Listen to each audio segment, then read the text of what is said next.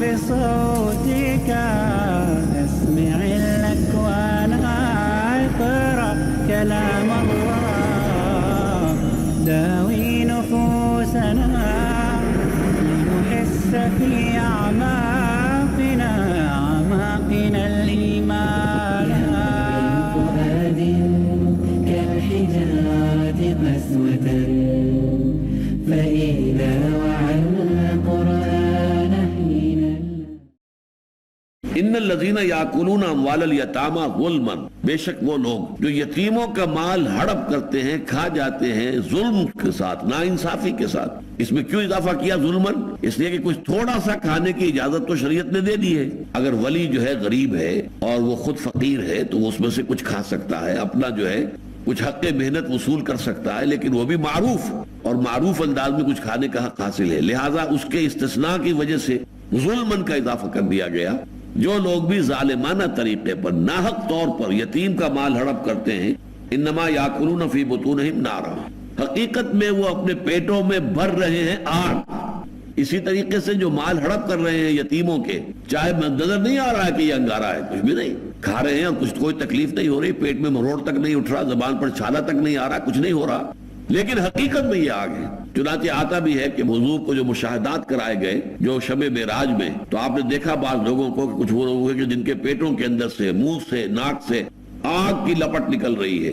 تو پوچھا حضور نے کہ یہ کون لوگ ہیں؟ تو ان کو بتایا گیا کہ یہ وہ لوگ ہیں جنہوں نے یتیموں کا مال ہڑپ کیا تھا، ان کے پیٹوں میں وہ آگ بھڑک رہی ہے، وہ جو ہے وہ سلگ رہے ہیں، اور اسی کے اثرات جو ہیں یہ ان کے سانس کے ساتھ اور ان کے منہوں سے یہ چیزیں نکل رہی ہیں۔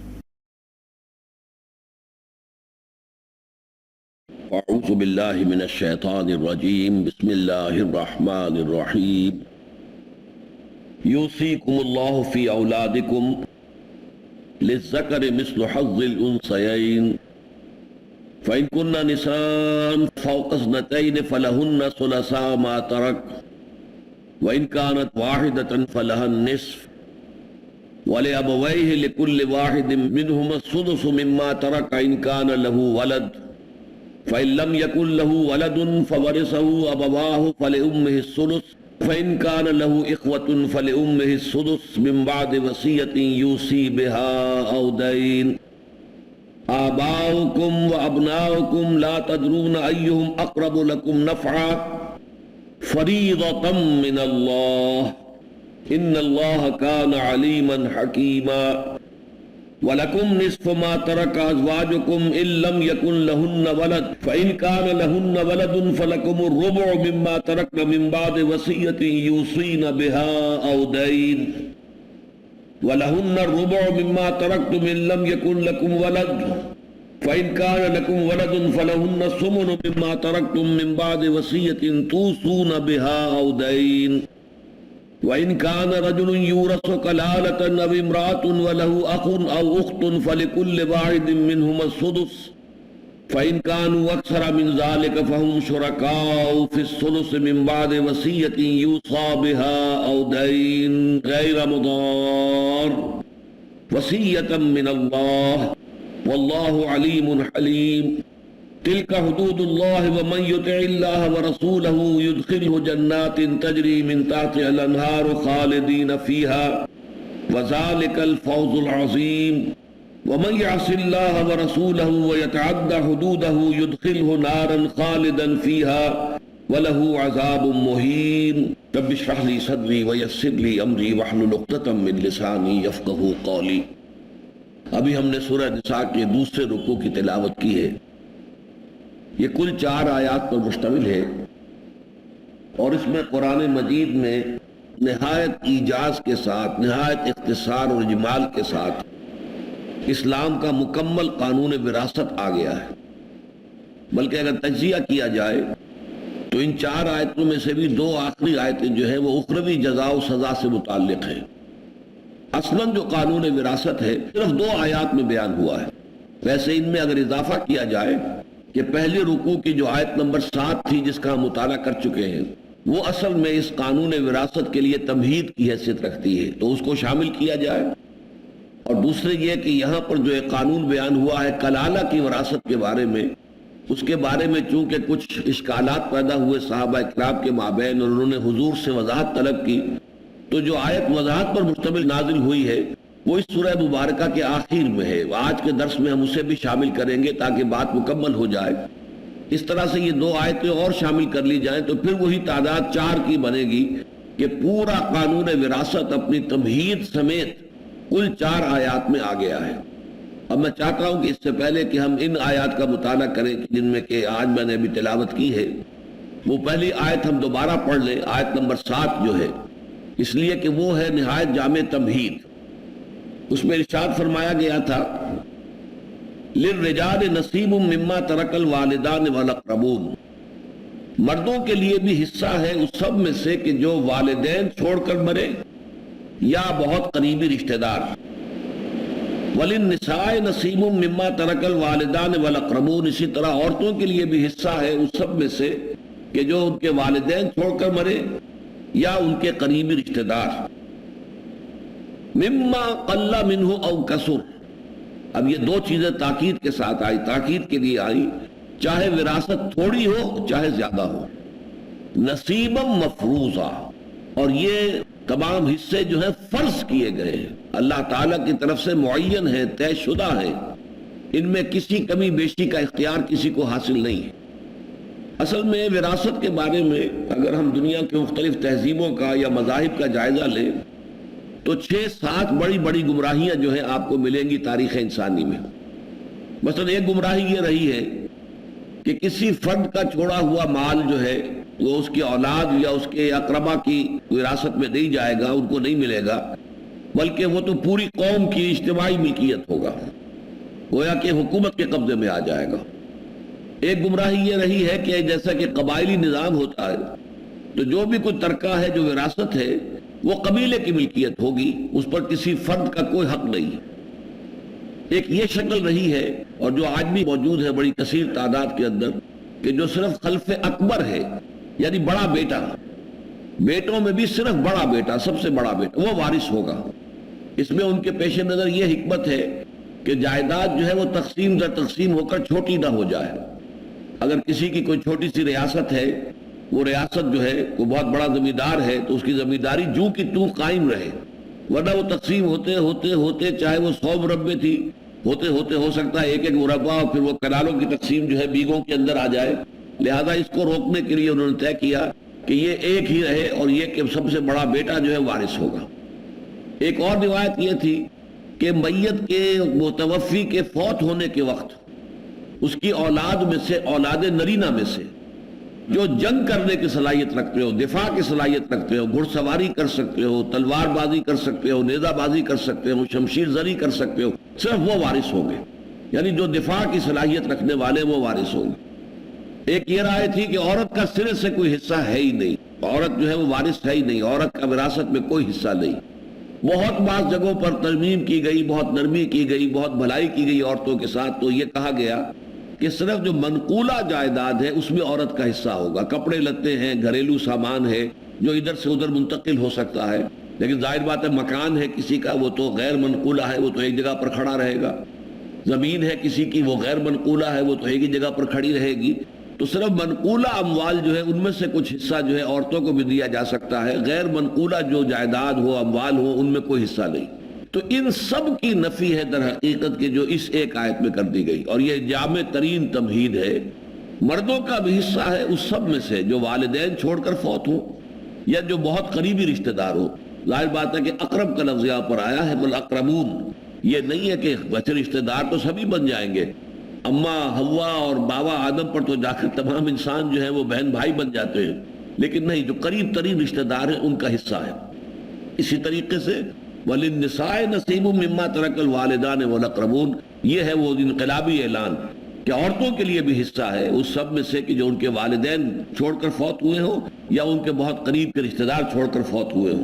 اور پھر 2 چیزیں جیسا کہ میں نے پہلے بھی عرض کیا تھا انتہائی تاکید کے لیے کہ اس کو لائٹلی نہ لیا جائے. یہ نہیں کہ بس اسے سفارش سمجھا جائے، نہیں، یہ اللہ کی طرف سے حکم ہے، واجب التنفیذ ہے. مما قل منہ او کثر، یہ بھی ہمارے ہاں اب بھی بڑے پیمانے کے اوپر یہ مغالطہ ہے، اجی یہ معمولی سی ہے چیز، کیا اس کے حصے بکھرے کرنے ہیں. یہ نہیں، غلط بات ہے. گویا کہ وہ قرآن مجید کے اس حکم کی خلاف ورزی کر رہے ہیں. تھوڑی ہو وراثت زیادہ ہو اس سے کوئی فرق واقع نہیں ہوتا. تقسیم ہونی چاہیے، اور تقسیم ہونی چاہیے نصیبا مفروضا، وہ حصے کہ جو اللہ تعالیٰ کی طرف سے معین کر دیے گئے ہیں. یہ ہے در حقیقت تمہید اب اس قانون کی جس کا آغاز اب ہو رہا ہے. سب سے پہلے یہ سمجھ لیجئے کہ کچھ اصطلاحات ہیں جو اسلام کے قانون وراثت کو سمجھنے کے لیے ضروری ہیں. ایک اصل کہلاتے ہیں والدین، اور ایک فرع شاخ وہ ہے اولاد، بیٹے اور بیٹیاں. تو اصل وراثت کا مسئلہ تو یہاں سے چلتا ہے کہ باپ اور ماں، اور پھر وہ فرد کے جو مرد ہے یا عورت ہے اس کا انتقال ہوا ہے، اور پھر ان کی اولاد جو ہے بیٹے اور بیٹیاں ہیں. نمبر 2 میں یہ ہے کہ یہ جو فرد ہے جس کا انتقال ہوا ہے، مرد ہے تو اس کی رفیقہ حیات اس کی بیوی، اگر عورت ہے تو اس کا رفیق حیات یعنی اس کا شوہر. یہ گویا کہ نمبر 2 پر اس کے وارث بنتے ہیں. لیکن یہ کہ اصل وارثین یہی ہے. اس کے بعد یہ کہ اگر ان میں سے کچھ بچے مال کسی بھی شکل میں، تو پھر یہ ہے ان کے جو حصے مقرر کر دیے گئے ہیں اللہ تعالیٰ کی طرف سے، اس میں سے کچھ مال بچ گیا ہے، تو پھر یہ بھائی بہنوں کی طرف جائے گا. بھائی بہنوں کا رشتہ جو ہے وہ در حقیقت متوفی کے ساتھ براہ راست نہیں ہے. بھائی بہنوں کا رشتہ جو ہے والدین کی مساقت سے ہے. یہ رشتہ جو ہے جا کر جڑے گا والدین کے حوالے سے، کہ والدین کی اولاد میں اس کے جو بھائی اور بہنیں ان تک وہ وراثت جائے گی. اس طریقے سے منتقل ہوگا. اصل میں صرف باپ نہیں ہے، دادا بھی ہے، پردادا بھی ہے. یہ گویا کہ یہ سب کے سب شمار ہوں گے جو بھی موجود ہوں اگر اس کے اندر. اسی طرح فرع کے اندر بیٹے بھی ہیں، پوتے بھی ہیں، پڑ پوتے بھی ہیں. البتہ یہ کہ اگر ایک موجود ہے، دادا موجود ہے، تو پردادا کو حصہ نہیں ملے گا.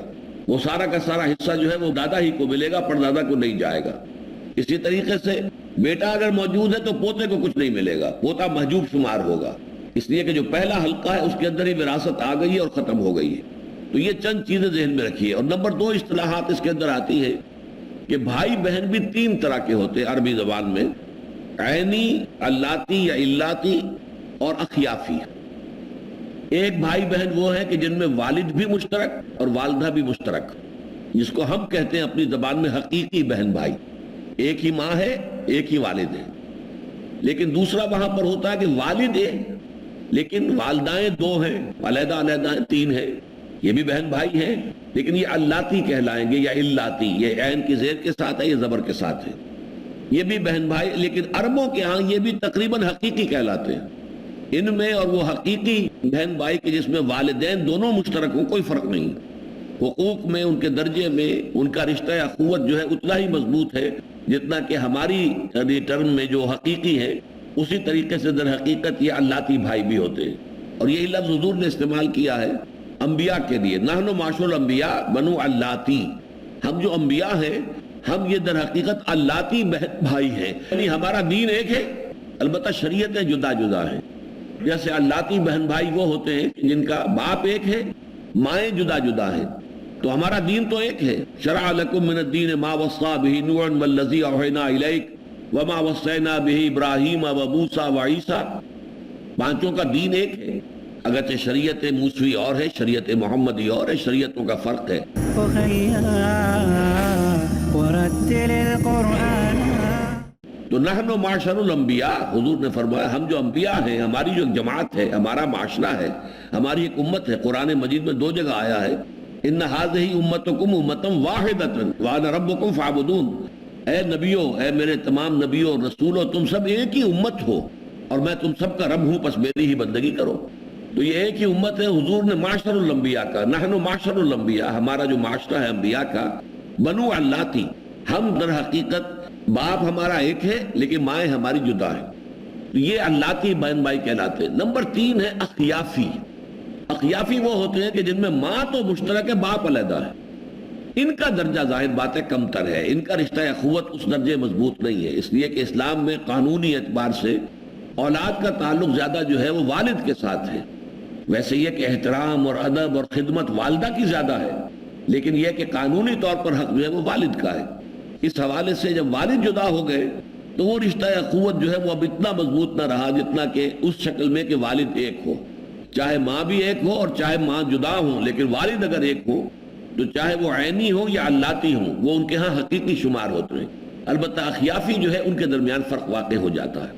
بس یہ چند اصطلاحات سامنے ہوں.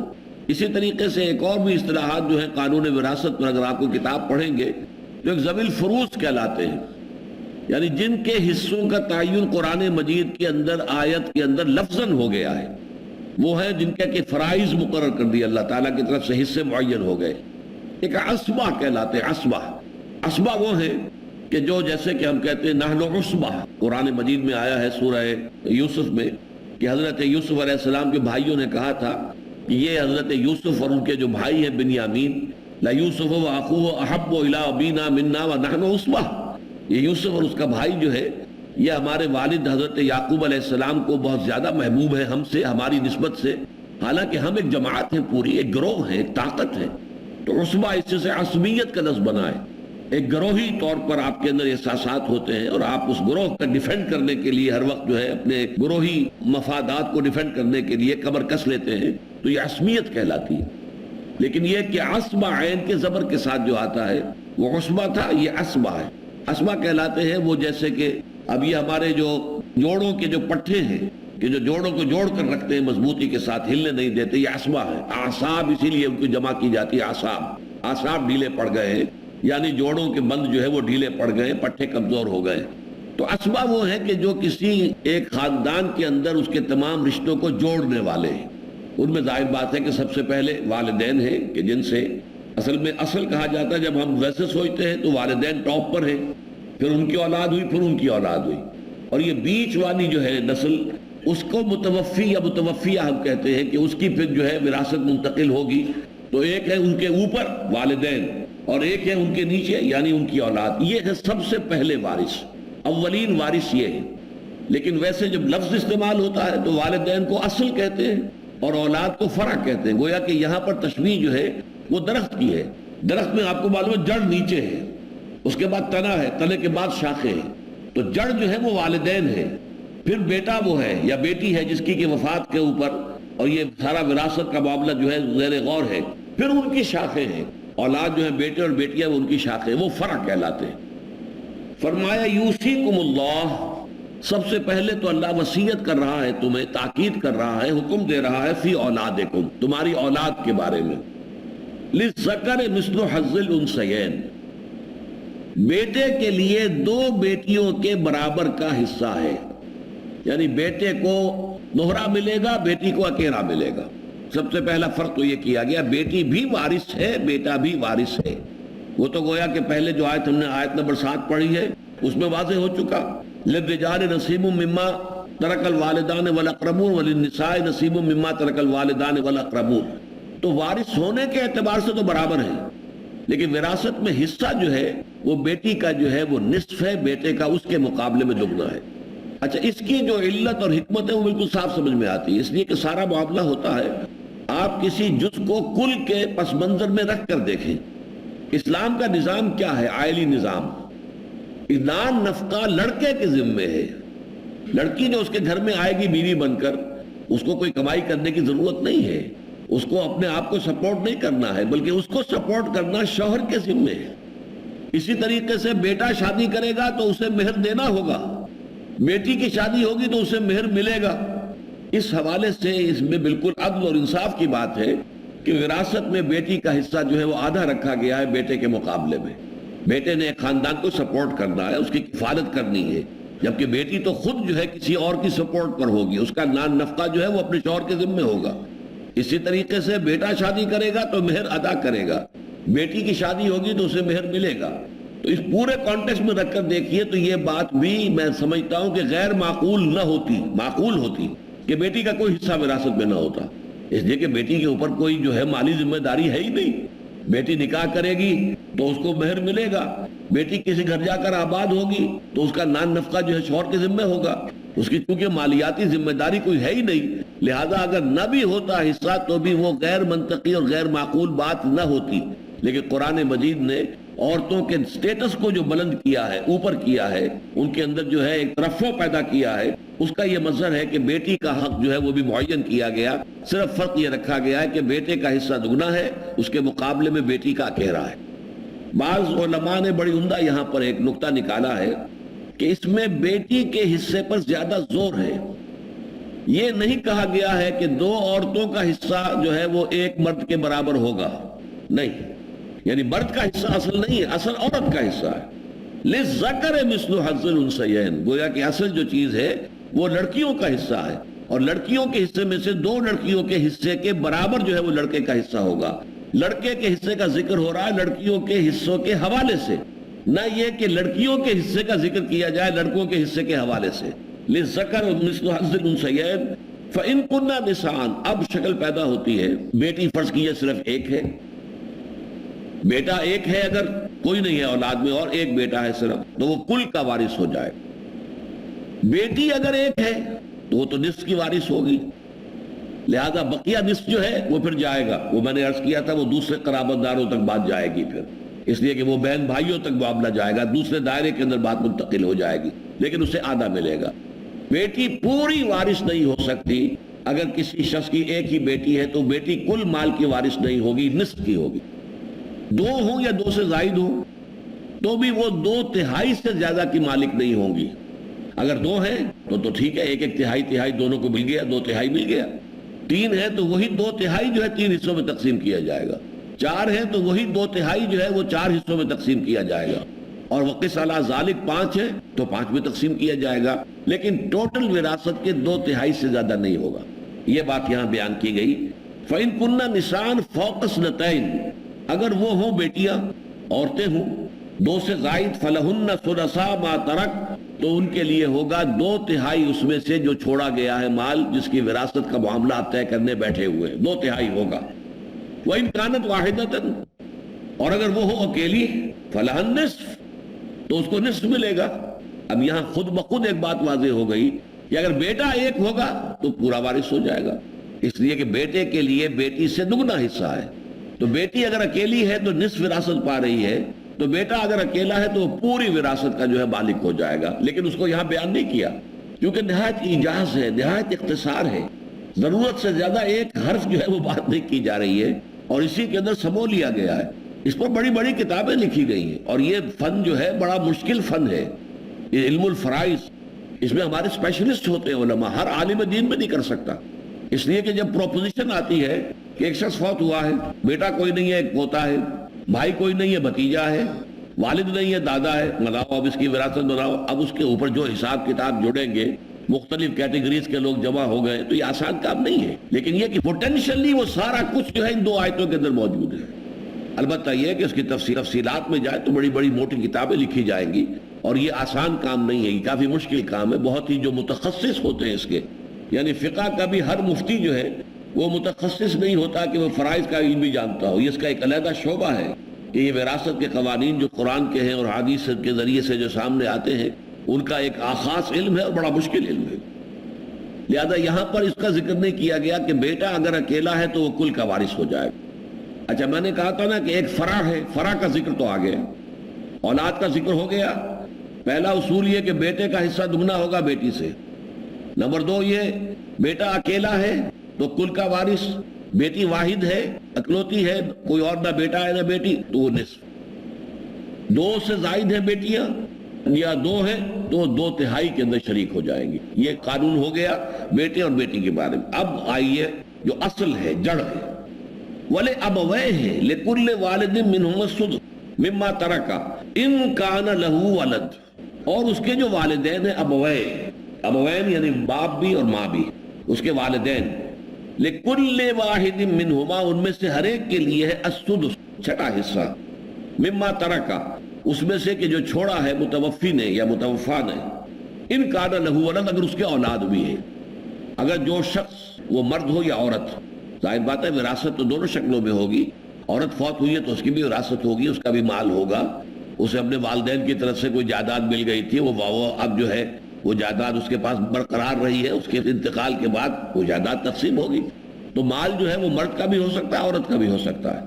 تو وہ جو فوت ہوا ہے یا ہوئی ہے، اگر اس کے ہاں کوئی اولاد ہے تو والدین میں سے ہر ایک کو 6واں حصہ، گویا کہ کل 1/3 میں دونوں کے حصے آ جائیں گے. فَإِن لَمْ يَكُنْ لَهُ وَلَدٌ، اور اگر اس کے لیے کوئی ان کے جو فوت ہوا ہے یا ہوئی ہے اس کے کوئی اولاد نہ ہو، وَوَرِثَهُ أَبَوَاهُ، اب ظاہر بات ہے کہ جب فرع میں کوئی نہیں ہے تو پوری وراثت والدین کو اصلی کو چلی جائے گی، والدین کی طرف منتقل ہو جائے گی۔ فَلِأُمِّهِ الثُّلُث، تو اس کی ماں کے لیے ہوگا تہائی۔ اچھا، ماں کے لیے تہائی ہوگا تو باپ کے لیے 2/3 از خود ہو گیا، گویا کہ وراثت منتقل ہو جائے گی کل کی کل ماں باپ کے مابین، ماں کو تہائی، باپ کو 2/3۔ فَإِن كَانَ لَهُ إِخْوَةٌ فَلِأُمِّهِ السُّدُسُ مِن بَعْدِ وَصِيَّةٍ يُوصِي بِهَا أَوْ دَيْنٍ، اور اگر اس کے بہن بھائی بھی ہو اس فوت ہونے والے یا وہ فوت ہونے والی کے، تو پھر ماں کے لیے صرف 6واں حصہ رہ جائے گا، من بعد وصیت یوصی بہا او دین۔ لیکن یہ جو تقسیم وراثت ہوگی اس سے پہلے 2 چیزیں پوری کی جائیں گی، بلکہ یہاں بیان نہیں کیا گیا، اسلامی فقہ میں ایک تیسری چیز بیان کی گئی ہے، اور وہ تیسری سب سے پہلے ہے۔ وہ تیسری شے کیا ہے؟ میت کی تجہیز و تکفین۔ اب اس کے لیے کفن خریدنا ہے، اس کے لیے اور کوئی جو بھی سامان ہے، فرض کیجئے کہیں قبر جو ہے اس کی بھی زمین خریدنی پڑتی ہے وغیرہ وغیرہ، جو بھی تجہیز و تکفین و تدفین، اس پر جتنا کچھ خرچ ہوگا پہلے اس کی وراثت میں سے وہ نکالا جائے گا۔ یہ قانون کا معاملہ یہی ہے۔ اب ہمارے ہاں تو ان چیزوں کے بارے میں ہم سوچیں گے تو یہ ہوگا کہ یہ کون سوچتا ہے، یہ تو ظاہر بات ہے کہ اس کے ورثاء جو ہے کوئی ایک ہی اس میں سے جو ہے پورا بوجھ اٹھا لیتا ہے، ذمہ داری۔ ایک ہے بالفعل کیا ہو رہا ہے، ایک یہ کہ قانون کیا ہے۔ قانون یہ ہے کہ متوفی یا متوفیہ جو بھی فوت ہوا ہے یا ہوئی ہے، اس کے تجہیز و تکفین و تدفین پر جو خرچ ہو وہ اس کی وراثت میں سے نمبر 1 لیا جائے گا۔ اس میں خامخواہ جو ہے کوئی یعنی فضول خرچی بھی نہ کی جائے، اس لیے کہ کسی کا اپنا مال تو جان ہی رہا، وہ تو میت کا مال ہے، نہیں، بلکہ ٹھیک ٹھیک حساب کے ساتھ جو ہے خرچ ہو، لیکن پہلا خرچ وہ ہوگا۔ دوسرا، یہاں اگرچہ قرآن مجید میں 3-4 دفعہ دہرا کر آیا ہے من بعد وصیت یوصی بہا او دین یا توصون بہا او دین، یہ آیا ہے مختلف، وصیت کو پہلے رکھا ہے، دین کو بعد میں، لیکن شریعت کے اندر جو ہے احادیث نبویہ کی روح سے پہلے دین ہوگا پھر وصیت آئے گی۔ یہ میں بعد میں عرض کروں گا کہ کیوں قرآن مجید وصیت کے لفظ کو جو ہے وہ پہلے لا رہا ہے، جبکہ بالفعل منطقی طور پر بھی عقلی طور پر بھی یہ بات ہے کہ سب سے پہلے اس کے ذمے جو قرض ہے وہ ادا ہونا چاہیے۔ ایک فوت ہوا ہے شخص یا فوت ہوئی ہے کوئی خاتون، اس کے ذمے قرض تھا، تو سب سے پہلے قرض ادا ہونا چاہیے۔ سب سے پہلے تو میں نے عرض کیا کہ اس کی تجہیز و تکفین و تدفین پر جو خرچہ ہے، نمبر 2 پر جو قرض اس کے ذمے وہ ادا کیا جائے، اس کے بعد آئے گا نمبر 3 وصیت، جو وصیت اس نے کی۔ لیکن وصیت میں شرط یہ ہے کہ 1/3 سے زیادہ کی وصیت جو ہے وہ قابل تنفیذ نہیں ہوگی۔ وصیت کا حق دیا گیا صرف 1/3 تک، یہ نہیں ہے کہ آپ اپنی پوری جائیداد وصیت کر دیں، میکسیمم آپ 1/3 کی حد تک وصیت کر سکتے ہیں۔ اور نمبر 2 یہ کہ کسی وارث کے لیے وصیت نہیں ہے، لا وصیت لوارث، جس کا حصہ مقرر ہے، بیٹا وارث ہے، بیٹی وارث ہے، باپ وارث ہے، ماں وارث ہے، بیوی وارث ہے، شوہر وارث ہے، وارث کے لیے کوئی حصہ نہیں ہوگا وصیت کے اندر۔ تو وصیت کے لیے 2 چیزیں آپ نے نوٹ کر لی، نمبر 1 یہ کہ 1/3 سے زیادہ بھی نہیں ہوگی، اگر کسی نے کر دی ہے وصیت 1/3 سے زیادہ کی تو بھی وہ اس کے اندر نافذ نہیں ہوگی، تنفیذ اس کی ہوگی 1/3 کی حد تک، اس سے زیادہ نہیں۔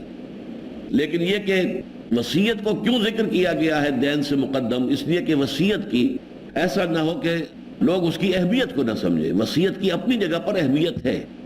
دین کا معاملہ تو یہ ہے کہ کوئی مطالبہ کرنے والا باہر کھڑا ہوا ہے، وہ کہہ رہا ہے صاحب میرا یہ قرض تھا ان کے ذمے، اور یہ دیکھو یہ ثبوت ہے، یہ ان کا اقرار نامہ ہے، اور یہ قرض ادا نہیں ہوا ہے، تو دین تو آپ کو دینا ہی دینا پڑے گا، اس لیے کہ اس کے لیے تو قرض خواہ جو ہے جو بھی ہے اس کا مطالبہ حق ہے وہ کھڑا ہے۔ وصیت والے کو تو چونکہ یہ بغیر کسی حق کے مل رہا ہے تو ادھر سے مطالبہ جو ہے وہ مضبوط نہیں ہے، لیکن اللہ کی طرف سے اس کی تاکید کرنی مقصود ہے، اس لیے دین سے بھی پہلے وصیت کا ذکر کیا گیا 3 مقامات پر جو ہم ابھی پڑھیں گے۔ پہلا یہ آیا ہے من بعد وصیت یوصی بہا او دین، متوفی مرد ہو یا عورت ہو، جو بھی وصیت اس نے کی ہو اس کو پورا کر کے اور قرض کو پورا کر کے۔ تعمیل میں بیٹا زیادہ نافع ہے باپ کے حق میں، اس کی عزت کا، اس کا حفاظت کا وہ گویا کہ وہ محافظ بنتا ہے، اس کا دست و بازو بنتا ہے، اس کے بھاگ دوڑ میں اس کا ساتھی بنتا ہے، لہذا اس کا حصہ زیادہ ہونا چاہیے۔ یعنی انسان اگر سوچے گا تو اس کے عقل جو ہے وہ، اور بیٹی تو ظاہر بات ہے کہ کسی اعتبار سے بھی نافع ہے ہی نہیں، یعنی خاص طور پہ قبائلی زندگی کے اندر بیٹی کی کیا حیثیت ہے، کچھ بھی نہیں ہے، اس حوالے سے بیٹی کا کوئی حق نہیں ہونا چاہیے۔ یا والدین اب بوڑھے باڑے ہیں، ان کا کیا معاملہ رہ گیا، ان کی کیا ضرورت ہے اور کیا وہ نفع پہنچا سکتے تھے، لیکن وہ تو نفع جو بھی پہنچانا تھا بچپن میں پہنچا دیا، وہ اپنی جبلت کے تحت انہوں نے بچے کو پالا پوسا، اس کو پروان چڑھایا، لیکن اب تو کوئی نفع وابستہ نہیں ہے میت کا، کوئی نفع وابستہ نہیں تھا والدین سے، بلکہ والدین تو یہ کہا جا سکتا ہے، اگرچہ کہنا نہیں چاہیے، کہ وہ تو ایک طرح کی لائبلٹی ہے، اب بڑھاپے میں ان کو سپورٹ کرنا پڑ رہا ہے۔ تو تم اگر قانون بناؤ گے تو تمہارے اپنے اور معیارات ہوں گے، اور پھر وہ ہر شخص کا اپنا معیار جدا ہوگا، وہ قانون بنانے میں اپنے اپنے معیار کے مطابق جو ہے وہ فرق کرے گا۔ لیکن یہاں یہ ہے کہ تم نہیں جانتے کہ کون زیادہ اقرب نفع کے اعتبار سے کون نہیں ہے۔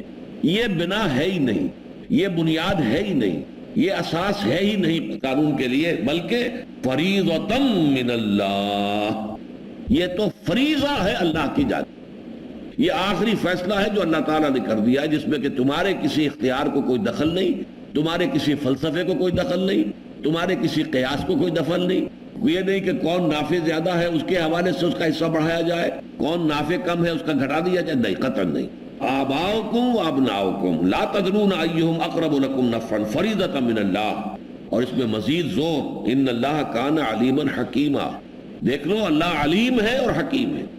پہلی بات تو یہ کہ اس نے جو بھی فیصلہ کیا ہے، جو معین کیے، وہ علم کی بنیاد پر کیے اور حکمت کی بنیاد پر کیے، اس کا علم کامل ہے، اس کی حکمت بالغ ہے، لہذا اس کا جو بھی فیصلہ ہے جو اس نے طے کیا ہے وہ حکمت بالغہ اور علم کامل کی بنیاد پر ہے۔ دوسری یہ کہ اگر تم اس کے اندر کچھ پسو پیش کرو گے، کوئی اس کے اندر کمی بیشی کرو گے، کوئی اس میں ڈنڈی مارو گے، تو جان لو کہ اللہ علیم ہے، اس کے علم سے یہ بات باہر نہیں ہوگی، اس کی جواب دہی تمہیں اللہ کے ہاں کرنی پڑے گی۔ تو میں نے عرض کیا تھا کہ وراثت میں سب سے پہلے تو یہ ہے کہ والدین اور یہ متوفی مرد یا عورت اور پھر ان کی اولاد، اور اس میں چونکہ زیادہ حصہ جو ہے عموماً سمجھا جاتا ہے کہ وراثت و اولاد کا معاملہ ہے، تو قرآن مجید نے بھی پہلے اولاد کا فرع کا ذکر کیا ہے کہ للذکر مثل حظ الانثیین، اور اگر صرف ایک بیٹا ہو تو کیا ہوگا، صرف ایک بیٹی ہو تو کیا ہوگا، اور دو سے زیادہ بیٹیاں ہوں، دو ہوں تو کیا ہوگا، یہ سارا قانون آ گیا۔ اس کے بعد آ گیا جو اصل تھی جڑ، اس کے بارے میں فرما دیا گیا کہ اگر تو جو متوفی یا متوفیہ ہے اس کے اولاد بھی ہے تو والدین میں سے ہر ایک کو چھٹا حصہ، یعنی 1/3 میں دونوں فارغ۔ اگر دوسری یہ کہ اگر اولاد ہے تو والدہ کا تو حصہ رہے گا۔ اب اس کے بعد آ رہا ہے یہ جو جانبین ہوتے ہیں، شوہر کے لیے بیوی وارث ہے اور بیوی کے لیے شوہر وارث ہے۔ وَلَكُمْ نِصْفُ مَا تَرَكَ أَزْوَاجُكُمْ إِن لَّمْ يَكُن لَّهُنَّ وَلَدٌ، تمہارے لیے آدھا ہوگا اس ترکے میں سے جو تمہاری بیویاں چھوڑ دیں اگر ان کے کوئی اولاد نہ ہو۔ فَإِن كَانَ لَهُنَّ وَلَدٌ، پھر اگر ان کے اولاد ہو فَلَكُمُ الرُّبُعُ مِمَّا تَرَكْنَ مِن بَعْدِ وَصِيَّةٍ يُوصِينَ بِهَا أَوْ دَيْنٍ، تو پھر تمہارے لیے چوتھا حصہ ہوگا۔ یہ متوفی کے بارے میں توجہ دلائی گئی ہے کہ لفظ صحیح نہیں ہے، باقی اس بات صحیح ہے، لیکن ایک غلط العام ہوتا ہے، اور غلط العام کے بارے میں کہا جاتا ہے فصیح، غلط العام فصیح، اس لیے میں نے 1-2 مرتبہ کہا بھی متوفا، تو عربی قواعد کی روح سے تو اصل میں لفظ جو ہے وہ متوفا بنے گا، جس کو وفات دے دی گئی ہو۔ متوفی تو اللہ ہے کہ جو وفات دیتا ہے، لیکن ہمارے ہاں اردو میں غلط العام کے طور پر جیسے مغوی اور مغویہ، حالانکہ اسے مغوات کہنا چاہیے، لیکن یہ کہ وہ مغویہ کہلاتی ہے۔ بہرحال یہ غلط العام جو ہے وہ ہمارے عام استعمال میں اردو میں اس کا استعمال جائز ہے، اگرچہ صحیح بات یہی ہے کہ وہ متوفا کہلانا چاہیے۔ وَلَكُمْ نِصْفُ مَا تَرَكَ أَزْوَاجُكُمْ إِن لَّمْ يَكُن لَّهُنَّ وَلَدٌ، اور تمہارے لیے ہوگا آدھا اس میں سے جو تمہاری بیویاں چھوڑ کر فوت ہو گئی ہوں اگر ان کے اولاد نہ ہو۔ فَإِن كَانَ لَهُنَّ وَلَدٌ، پھر اگر ان کے لیے اولاد ہے ان کے پاس، چاہے وہ اس شوہر سے ہی ہو جس کا معاملہ ہو رہا ہے ابھی، اور چاہے وہ کسی سابقہ شوہر سے ہو، اگر اولاد ہے، اگر اس عورت کے اولاد ہے تو تمہارے لیے پھر چوتھا حصہ رہ جائے گا مما ترکنا، اس میں سے جو انہوں نے چھوڑا، من بعد وصیۃ یوصین بہا او دین، یہ دوسری مرتبہ دہرا کر آ گیا، اس کے بعد کہ وصیت جو کی گئی ہے وہ ایگزیکیوٹ ہو چکی ہو، اور دین یا پھر قرضہ وہ ادا ہو چکا ہو۔ عمل میں نے آپ کو بتایا قرضہ مقدم ہے، وصیت بعد میں آئے گی۔ فرض یہ قرضہ اتنا ہے کہ ساری وراثت اسی میں ختم ہو گئی تو وصیت کا کوئی سوال ہی پیدا نہیں ہوگا، نہ وصیت رہی نہ کسی کا کوئی حصہ رہا، قرضہ ہی اتنا تھا، تو قرض پہلے آئے گا، پہلے تجہیز و تکفین و تدفین کے اخراجات، اس کے بعد قرض، اس کے بعد پھر وصیت، پھر تقسیم ہوگی باقی ورثاء کے اندر۔ وَلَهُنَّ الرُّبُعُ مِمَّا تَرَكْتُمْ إِن لَّمْ يَكُن لَّكُمْ وَلَدٌ، اور ان کو ملے گا چوتھائی حصہ اس میں سے جو تم چھوڑ مرو اگر تمہارے اولاد نہ ہو۔ اگر جو فوت ہوا ہے متوفی یا متوفا جو مرد ہے، اگر اس کے اولاد نہیں ہے تو پھر یہ ہے کہ عورتوں کو جو ہے ملے گا، بیوی کو ملے گا وہ چوتھا حصہ۔ اچھا بیویاں ایک سے زائد ہیں، 2 ہیں، 3 ہیں، 4 ہیں، تو اس چوتھے میں تقسیم ہوگی، اس چوتھے حصے سے زائد حصہ بڑھے گا نہیں، بلکہ یہ کہ جتنی بیویاں ہیں ان میں برابر برابر وہ چوتھائی حصہ جو ہے وہ تقسیم ہو جائے گا۔ فَإِن كَانَ لَكُمْ وَلَدٌ، اور اگر تمہارے اولاد ہے، فوت ہونے والا مرد جو ہے وہ صاحب اولاد ہے، چاہے وہ اس بیوی سے اولاد ہو چاہے کسی اور بیوی سے اولاد ہو، اس کی اولاد ہے، فَلَهُنَّ الثُّمُنُ مِمَّا تَرَكْتُمْ، تو پھر جو تمہارا ترکہ ہے اس میں سے ان کے لیے 8واں حصہ رہ جائے گا، مِن بَعْدِ وَصِيَّةٍ تُوصُونَ بِهَا أَوْ دَيْنٍ، اس وصیت کو پورا کرنے کے بعد جو تم کرو یا اس قرض کے ادا کرنے کے بعد جو تم پر ہو۔ اب یہ جانبین کا جو ایک دوسرے کے ساتھ شوہر کا بیوی، بیوی کے شوہر کا معاملہ، اس میں فیصلہ کن چیز یہ ہے کہ اگر اولاد نہیں ہے تو شوہر آدھا مل جائے گا اپنی بیوی کی مترکے میں سے، اگر بیوی کے اولاد ہے تو پھر چوتھا حصہ ملے گا، اگر اولاد نہیں ہے شوہر کے تو بیوی کو اس کے ترکے میں سے چوتھا حصہ مل جائے گا، اگر اولاد ہے شوہر کے جو فوت ہوا ہے تو اس کے ترکے میں سے بیوی کا حصہ 8واں یا بیویوں کا حصہ 8واں رہ جائے۔ اقرأ أخيا ورتل القرآن۔ اب اس کے بعد ایک آخری بات بیان ہو رہی ہے، وَإِن كَانَ رَجُلٌ يُورَثُ كَلَالَةً أَوْ امْرَأَةٌ، اور اگر جس کی وراثت تقسیم ہو رہی ہو وہ شخص جو ہے مرد ہو یا عورت ہو لیکن وہ کلالہ ہو۔ کلالہ اسے کہتے ہیں کہ جس کے نہ اصل میں کوئی باقی ہے نہ فرع میں ہے، نہ بیٹا بیٹی نہ ماں باپ، گویا کہ جو اصل وارث تھے وہ اس میں سے بالکل ختم ہو گئے، تو یہ وراثت کہاں جائے گی؟ اب یہ بہن بھائیوں کو منتقل ہو۔ فرمایا وَلَهُ أَخٌ أَوْ أُخْتٌ، اور اگر ان کے ہو کوئی ایک بھائی یا ایک بہن، فَلِكُلِّ وَاحِدٍ مِّنْهُمَا السُّدُسُ، تو ان میں سے ہر ایک کے لیے چھٹا حصہ ہوگا۔ بہن ہے ایک، چھٹا حصہ، بھائی ہے ایک، چھٹا حصہ۔ فَإِن كَانُوا أَكْثَرَ مِنْ ذَلِكَ، اگر زیادہ ہو، کئی بہن بھائی ہو، فَهُمْ شُرَكَاءُ فِي الثُّلُثِ، پھر وہ 1/3 کے اندر شریک ہو جائیں گے۔ یہ قانون ہے کلالہ کا، لیکن اس میں اشکال پیدا ہو گیا تھا، یہ کون سے بہن بھائیوں کا ذکر ہو رہا ہے؟ یہ عینی ہیں، اللاتی ہیں، اخیافی ہیں۔ اصل میں قرآن مجید نے چونکہ عینی اور اللاتی بہن بھائیوں کو تو اولاد پر قیاس کیا، یہ تو اولاد ہی کی طرح ہوتے ہیں، بالکل اسی طریقے سے کہ اگر اولاد میں سے بھائی ایک ہے، اگر ایک ہی ہے تو جیسے بیٹا ایک ہی ہے اکلوتا تو وہ کل وراثت کا مالک ہو جاتا ہے، تو بھائی بھی اگر اکلوتا ہے، اکیلا ہے، وہ کل وراثت کا مالک ہو جائے گا۔ بہن عینی ہو یا اللاتی ہو، اگر وہ ایک ہی ہے تو نصف وراثت مل جائے گی، اس کے لیے یہ ہے کہ وہ 2 یا 2 سے زائد ہے تو 2/3 ہوں گے۔ یہ ہے اس کے لیے کہ جو اللاتی ہوں اور عینی ہوں، یہ میں پہلے تفسیر بیان کر چکا ہوں، جو لوگ بعد میں آئے ہیں، عینی بہن بھائی وہ ہیں جن میں والد بھی ایک ہی ہے، ماں بھی ایک ہی ہے، والد اور والدہ دونوں مشترک ہو تو یہ عینی کہلاتے ہیں عربی اصطلاح کے اندر۔ اور اگر باپ ایک ہے اور مائیں جدا ہیں تو یہ اللاتی یا اللاتی کہلاتے ہیں۔ اور قرآن مجید کی روح سے اور عربوں کے دستور کی روح سے یہ دونوں بالکل مساوی ہیں، ان کا رشتہ اخوت جو ہے برابر مضبوط ہے ایک دوسرے کے ساتھ۔ لیکن تیسرے بہن بھائی وہ ہوتے ہیں کہ باپ جدا ہے، ماں ایک ہے۔ ایک خاتون نے ایک مرد سے شادی کی تھی، اس سے کچھ اولاد بھی ہوئی، وہ مرد فوت ہو گیا، پھر وہ دوسرے مرد سے اس نے شادی کی، اس سے بھی اولاد ہوئی، تو ماں تو ایک ہے، باپ جدا ہے، یہ اخیافی کہلاتے ہیں۔ تو اصل میں یہاں پہ اخیافی کا حصہ بیان کیا گیا تھا، اور عینی اور اللاتی کو اللہ تعالیٰ نے چھوڑ دیا تھا کہ اس کو قیاس کر لیں گے مسلمان از خود، لیکن اس پر اشکال پیدا ہوا۔ یہاں پہلے اس آیت کو پورا کر لیں، وَإِن كَانَ رَجُلٌ يُورَثُ كَلَالَةً أَوْ امْرَأَةٌ، اگر کوئی مرد یا عورت اس کی وراثت تقسیم ہو رہی ہو اس حال میں کہ اس کے نہ بیٹا بیٹی ہو اور نہ ہی والدین میں سے کوئی زندہ ہو، وَلَهُ أَخٌ أَوْ أُخْتٌ، اور اس کے ایک بھائی ہو یا ایک بہن ہو، فَلِكُلٍّ، اور یہ بھائی اور بہن کون؟ اخیافی، کہ جو صرف ماں جائے ہیں، باپ ان کے علیحدہ ہیں، فَلِكُلِّ وَاحِدٍ مِّنْهُمَا السُّدُسُ، تو ان میں سے ہر ایک کو وہ ایک چھٹا حصہ ملے گا۔ فَإِن كَانُوا أَكْثَرَ مِنْ ذَلِكَ، اگر اس سے زیادہ ہیں، فَهُمْ شُرَكَاءُ فِي الثُّلُثِ، تو پھر وہ ثلث کے اندر 1/3 میں شریک ہو جائیں گے، برابر برابر۔ مِن بَعْدِ وَصِيَّةٍ يُوصَىٰ بِهَا أَوْ دَيْنٍ، اس کے بعد کہ وصیت جو وصیت کی گئی ہو وہ ایگزیکیوٹ ہو جائے، اس کی تعمیل ہو جائے، تنفیذ ہو جائے، او دین یا قرض کے جو اس کے ذمے ہو متوفی یا متوفیہ کے، وہ ادا کر دیا جائے۔ غیر مضار، یہ ایک اضافی قید لگائی گئی ہے کسی کو ضرر پہنچانا مقصود نہ ہو. یہ قواعد و ضوابط جو ہے ان کو کھیل نہ بنا لیا جائے، بلکہ بڑی نیک نیتی کے ساتھ ان کا جو ہے اس کی تنفیذ ہونی چاہیے.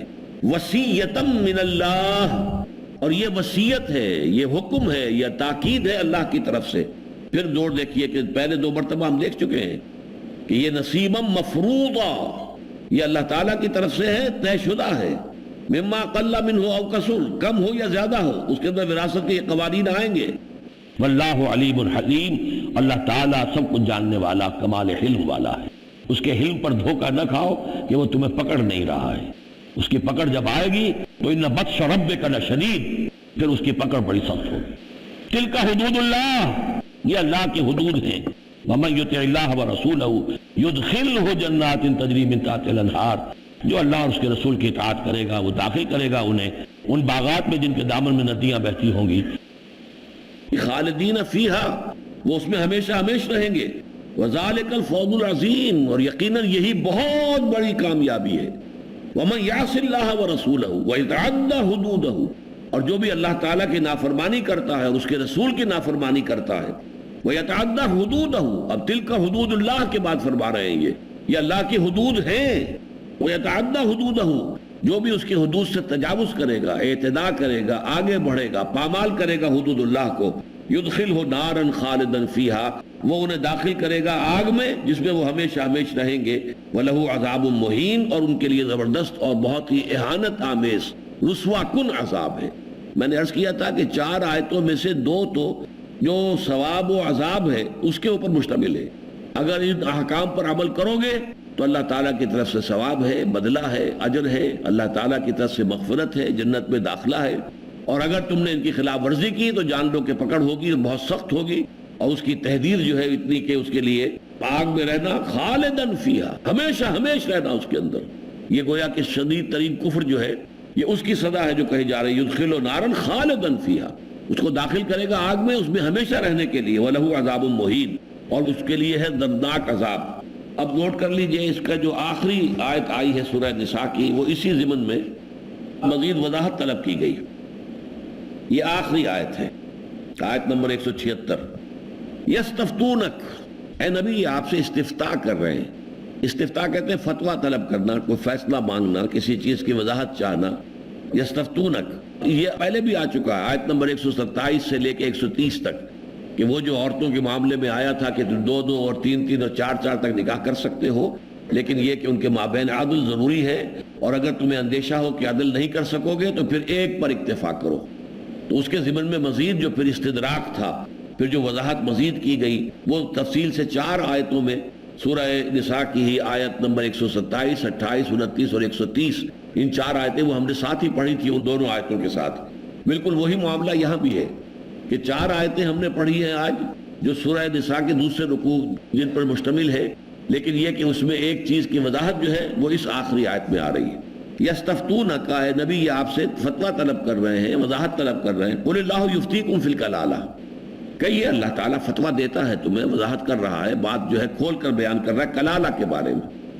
ان امرؤ ہلک لیس لہ ولد، اگر کوئی شخص اگر وہ فوت ہو جائے، اس کے کوئی اولاد نہ ہو، وَلَهُ أُخْتٌ فَلَهَا نِصْفُ مَا تَرَكَ، اس کے ایک ہی بہن ہو تو اسے نصف ملے گا اس میں سے جو اس نے چھوڑا ہے. یعنی اگر وہ عینی بہن ہے یا اللاتی بہن ہے، باپ ایک ہونا چاہیے دونوں شکلوں میں، پھر وہ بالکل بیٹی کے مانند ہو جائے گی. بیٹی کا ہم پڑھ چکے ہیں، بیٹی اگر ایک ہے، تنہا ہے، اکلوتی بیٹی ہے تو اسے نصف ملے گا. بیٹا اگر تنہا ہے، اکیلا ہے تو اس کو پورا ملتا ہے. اس طرح بھائی اگر اکلوتا ہے، اکیلا ہے، اسے پورا مل جائے گا. فرمایا وَلَهُ أُخْتٌ فَلَهَا نِصْفُ مَا تَرَكَ وَهُوَ يَرِثُهَا إِن لَّمْ يَكُن لَّهَا وَلَدٌ، اور اگر عورت ہے جو فوت ہوئی ہے لا ولد، وہ کلالہ ہے، اس کی کوئی اولاد نہیں تھی، اور اس کا بھائی ایک ہی ہے، وہ بھائی جو ہے اکلوتا ہے، تو وہ پورے کے پوری وراثت کا وارث ہو جائے گا. جیسے کہ بیٹا اگر اکیلا ہے تو وہ بھی پوری وراثت کا حقدار ہے. اس طرح بھائی اگر اکیلا ہے وہ ہونا چاہیے عینی یا اللاتی، اخیافی نہ ہو. اخیافی بھائی کا حصہ چھٹا حصہ ہے، اس سے دائت بڑھے گا نہیں، لیکن یہ کہ عینی ہو، اللاتی ہو، تو وہ بالکل اولاد ہی کے مانند، جیسے کہ بیٹی اکیلی ہے تو نصف کی وہ مالک ہو جائے گی، بہن اکلوتی ہے، اگر وہ عینی ہے یا اللاتی ہے تو نصف کی مالک ہو جائے گی. بیٹا اگر تنہا ہے وارث پوری وراثت کا مالک ہوگا. اسی طرح بھائی اگر تنہا ہے عینی اور اللاتی تو وہ بھی پوری وراثت کا مالک ہو جائے گا. ان امرؤ هلك ليس له ولد وله اخت فلها نصف ما ترك وهو يرثها ان لم يكن لها ولد فان كانت اثنتين فلهما الثلثان مما ترك. اور اگر وہ دو بہنیں ہوں تو جیسے کہ دو بیٹیوں کا معاملہ تھا، اگر دو بیٹیاں ہی وارث ہیں تو 2/3 کے اندر شریک ہو جائیں گی، اور دو سے زیادہ ہوں تو بھی وہ 2/3 کے اندر شریک رہیں گی. 2/3 کو برابر برابر انہیں تقسیم کر دیا جائے گا. ایک شخص 8 بیٹیاں چھوڑ کر مر گیا ہے تو 2/3 وراثت میں سے ان کے حصے بنائے جائیں گے. 2/3 میں سے 8 حصے بنائے جائیں گے تو گویا کہ 1/12 حصہ ہر ایک کو ملے گا. تو یہ شکل رہے گی اگر معاملہ یہ ہو کہ اس کے بہنیں ہوں 2 سے زائد. وَإِن كَانُوا إِخْوَةً رِجَالًا وَنِسَاءً. اور آخری شکل کیا ہے؟ اگر وہ ہوں بہن بھائی بھی ہوں بہنیں بھی ہوں. فَلِلذَّكَرِ مِثْلُ حَظِّ الْأُنثَيَيْنِ. تو جو سب سے پہلا لفظ آیا تھا کہ یوصیکم اللہ فی اولادکم للذکر مثل حظ الانثیین، تو جیسے اولاد میں بیٹے بھی ہیں بیٹیاں بھی ہیں تو ہر بیٹے کو ہر بیٹی کے مقابلے میں دگنا ملے گا. اسی طریقے سے بہن بھائی جو ہے بشرطے کہ وہ عینی ہو یا اللاتی ہو. اخیافی کا معاملہ وہ تھا کہ جو دوسرے رکوع میں بیان ہو چکا ہے، وہ علیحدہ رہے گا. یہاں پر اصل میں عینی اور اللاتی کے ذکر اللہ تعالیٰ نے اس لیے نہیں فرمایا تھا کہ اس کو قیاس کیا جانا چاہیے اور قیاس کیا جا سکتا تھا اولاد کے اوپر، لیکن چونکہ یہ کہ لوگوں کو اس میں اشتباہ ہوا اور شک رہا لہذا انہوں نے سوال کیا، وضاحت طلب کی، تو یہ وضاحت کر دی گئی. یبین اللہ لکم ان تضلوا. دیکھو اللہ تمہارے لیے بات کو واضح کر رہا ہے تاکہ تم گمراہ نہ ہو جاؤ، بھٹک نہ جاؤ. اللہ نے ہر چیز کو کھول کھول کر بیان کر دیا. حالانکہ یہ شے اس کے اندر مثبت تھی، اس کو تم قیاس کر سکتے تھے، لیکن اس کے باوجود جب تمہیں اشتباہ ہوا، تمہیں شک کا سامنا ہوا، ہم نے اس کی بھی مزید وضاحت کر دی ہے. یبین اللہ لکم ان تضلوا. یہاں ان کے معنی ہے مبادا. اللہ تعالیٰ تمہارے لیے واضح کر رہا ہے مبادا تم گمراہ ہو جاؤ، بھٹک جاؤ. واللہ بکل شیء علیم. اور اللہ ہر چیز کا علم رکھنے والا ہے. اصل میں تو تمہیں سیدھے راستے پر قائم رکھنے والی بات یہ یقین ہے کہ اللہ کے علم میں ہے تمہارا ہر عمل، تمہارا ہر قول، اور تمہیں اپنے ہر عمل اور ہر قول کی جواب دہی اللہ کی عدالت میں کرنی ہوگی. بارک اللہ لی ولکم فی القرآن العظیم ونفعنی وإیاکم بالآیات والذکر الحکیم. اقرأ أخيا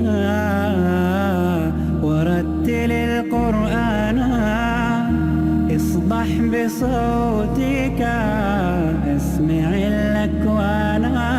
اقرأ كلام الله داوي نفوسنا لنحس في أعمال